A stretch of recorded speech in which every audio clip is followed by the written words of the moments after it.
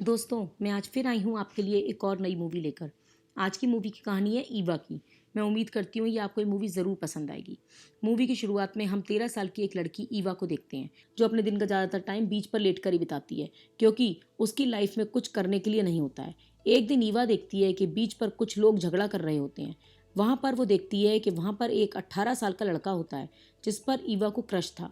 जहाँ पर ईवा देखती है कि उस लड़के के पास एक कुत्ता है, इसलिए वो अपने घर जाकर अपनी मॉम से कहती है कि उसे भी एक कुत्ता चाहिए, क्योंकि उसके पास कोई दोस्त नहीं है जो उसके साथ खेले और रहे। लेकिन उसकी मॉम कुत्ता लाने से मना कर देती है।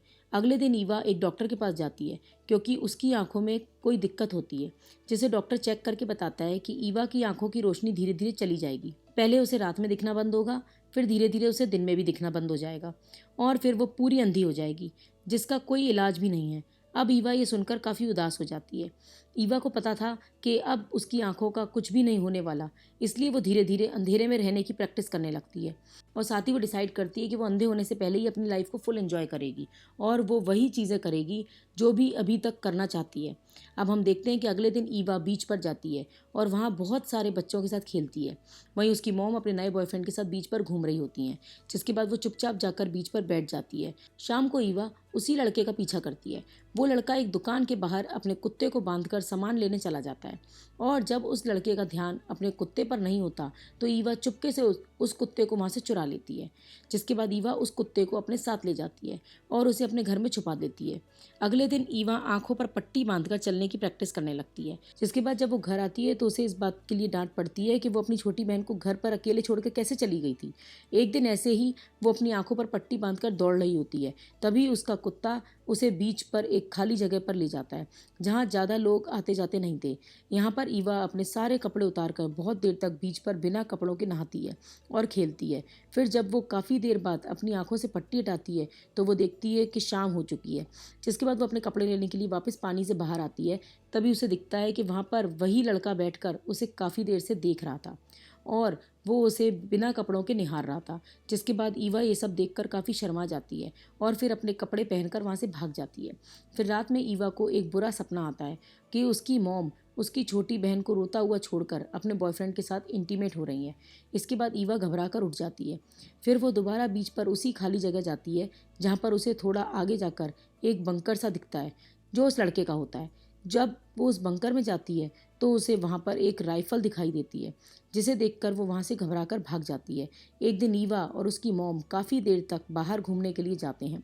जब वो वापस घर आते हैं तो देखते हैं कि उनका कुत्ता जख्मी पड़ा हुआ था।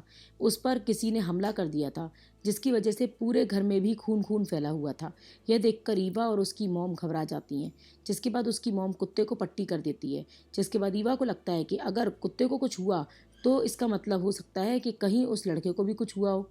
इसलिए वो भागते भागते बीच पर पहुंचती है, जहां वो देखती है कि वो लड़का बेहोश पड़ा होता है और उसके पेट पर किसी ने चाकू से वार किया होता है। इसके बाद ईवा उसे उसके बंकर में ले जाती है। तब तक लड़के को होश आ जाता है, लेकिन लड़का अभी भी दर्द से कराह रहा होता है, और दर्द के कारण वो ठीक से बात भी नहीं कर पा रहा होता है। जिसके बाद वो लड़का सो जाता है। अब ईवा वापस घर जाने की सोचती है, लेकिन उसको अब अंधेरा हो जाने के कारण कुछ दिख भी नहीं रहा होता है, इसलिए वो वहीं पर उस लड़के के बगल में सो जाती है। अगले दिन ईवा उसके साथ बाहर घूमने जाती है, जहाँ पर वो उसे किस करने के लिए बोलती है। वहीं उसके घर पर उसकी माँ अपने बॉयफ्रेंड के साथ इंटीमेट हो रही होती है। जिसके बाद ईवा वहाँ पर अपने साथ कुछ बच्चों को अपनी माँ के रूम में ले जाती है, जहाँ पर वो सब बच्चे उसकी माँ और उसके बॉयफ्रेंड को घपाघप करते हुए देखते हैं। जिसके बाद जब उसकी माँ पीछे मुड़कर देखती है तो वो सब बच्चे वहाँ से भाग जाते हैं। कुछ दिनों बाद अब वो लड़का ठीक हो जाता है। इसके बाद अब ईवा अपना ज़्यादातर समय अब बीच पर उस लड़के के साथ बिताने लगती है। ईवा को वो लड़का काफ़ी पसंद होता है, इसलिए वो उसे अट्रैक्ट करने के लिए कुछ कुछ करती रहती है। लेकिन जब वो लड़का उसे इग्नोर करके उससे दूर जाने की कोशिश करने लगता है, तब वहाँ पर ईवा को बहुत गुस्सा आता है और वो उसे अपनी टी शर्ट ऊपर करके अपने तरबूज दिखा देती है। अब शाम को ईवा उस लड़के के पास उसका ही कुत्ता लेकर आती है और उसे बोलती है कि क्या वो उसे अपने साथ रहने देगा, जिस पर वो लड़का उसे मना कर देता है। जब वो लड़का अगले दिन सुबह उठकर अपने बंकर से बाहर आता है तो वो देखता है कि ईवा पूरी रात बीच पर ही सोई थी। इसके बाद वो लड़का ईवा को अपने साथ घूमने देता है। वहीं ईवा उसके जख्म पर मरहम लगा देती है। इसके बाद अब वो दोनों आपस में काफ़ी अच्छे दोस्त हो जाते हैं और दोनों अपने पूरे कपड़े उतारकर बीच पर घूमते हुए लोगों को लूटने लगते हैं और वहाँ से भागकर बंकर में छुप जाते हैं। इसलिए उन दोनों को कोई पकड़ भी नहीं पाता। अब रात को जब दोनों उस बंकर में छुपे होते हैं तब ईवा उसे बताती है कि उसे रात में कुछ भी दिखाई नहीं देता है। जिसके बाद वो लड़का अपने पास बुलाकर उसे किस करता है और फिर उसके बाद दोनों बंकर में ही गपागप करते हैं। जिसके बाद वो दोनों वहीं सो जाते हैं। अब अगली सुबह कुछ पुलिस वाले उस लड़के को ढूंढते हुए वहाँ पर पहुँचते हैं, जहाँ पर पुलिस वाले उसे 13 साल की नाबालिग लड़की के साथ इंटीमेट होने के लिए पकड़ लेते हैं। जिस पर वहाँ खड़ी ईवा राइफल से पुलिस वालों को धमकाती है और फिर उस लड़के को पुलिस की गिरफ्त से छुड़ाकर वहाँ से भाग जाती है।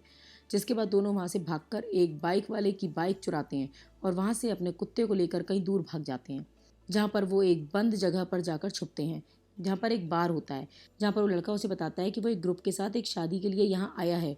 और फिर वो उसे बताता है कि उसके ग्रुप और उसके बीच एक लड़की को लेकर लड़ाई हुई थी, जिस लड़की की शादी होने वाली है। उस लड़की से वो बहुत प्यार करता है, जिसकी वजह से उसको उन लोगों ने चाकू से मारा था। इसलिए वो उस लड़की की शादी रोकना चाहता है। ईवा और वो लड़का वहाँ पर बिल्कुल अकेले होते हैं, इसलिए वो दोनों फिर से वहाँ पर गपागप करते हैं।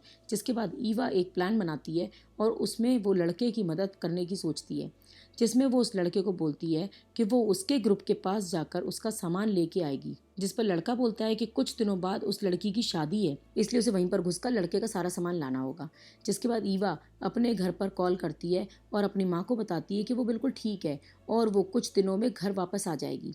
लेकिन उसकी माँ इस बात पर बहुत गुस्सा हो जाती है, जिसके बाद वो अपनी माँ का फ़ोन रख देती है। जिसके बाद वो दोनों जहाँ पर उस लड़की की शादी होने वाली है उस जगह पर जाने के लिए निकल जाते हैं। जिसके बाद वहाँ पहुँचकर लड़का उसे पूरा प्लान समझाकर उसे सामान लाने के लिए भेज देता है।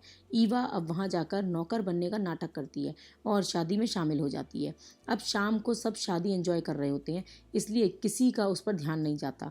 ईवा उसके बाद एक वैन में जहाँ उस लड़के का सामान होता है उसे लेने के लिए जाती है, लेकिन तभी कुछ लोग आ जाते हैं, जिसकी वजह से वो वहीं छुप जाती है। जिसके बाद वहाँ भी बारिश होने लगती है, इसलिए सभी लोग टेंट के नीचे आकर खड़े हो जाते हैं और बारिश के रुकने के बाद वेडिंग केक को काटने लगते हैं। तभी वहाँ पर बहुत सारे पुलिस वाले ईवा और उस लड़के को ढूंढते हुए आ जाते हैं। जिसके बाद वो वहाँ पर से दूल्हे को भी पकड़ कर ले जाने लगते हैं। तभी लड़का भी शादी में आ जाता है और ईवा को छुपा लेता है। जिसके बाद वो दोनों वहाँ से भाग जाते हैं, लेकिन उन्हें भागते हुए पुलिस वाले देख लेते हैं और उनका पीछा करने लगते हैं। तभी वो दोनों भागते हुए एक नदी को पार करने लगते हैं, नदी को पार कर लेते हैं और वहाँ से दूर चले जाते हैं। अब वो जब वहाँ से जा रहे होते हैं तभी वहाँ पर वो लड़की आती है जिससे लड़का प्यार करता था और वो लड़के को उसकी कार की चाबी देती है और ईवा को अपनी वेडिंग ड्रेस देती है। जिसके बाद दोनों वहाँ से चले जाते हैं और ये मूवी भी यहीं पे ख़त्म हो जाती है।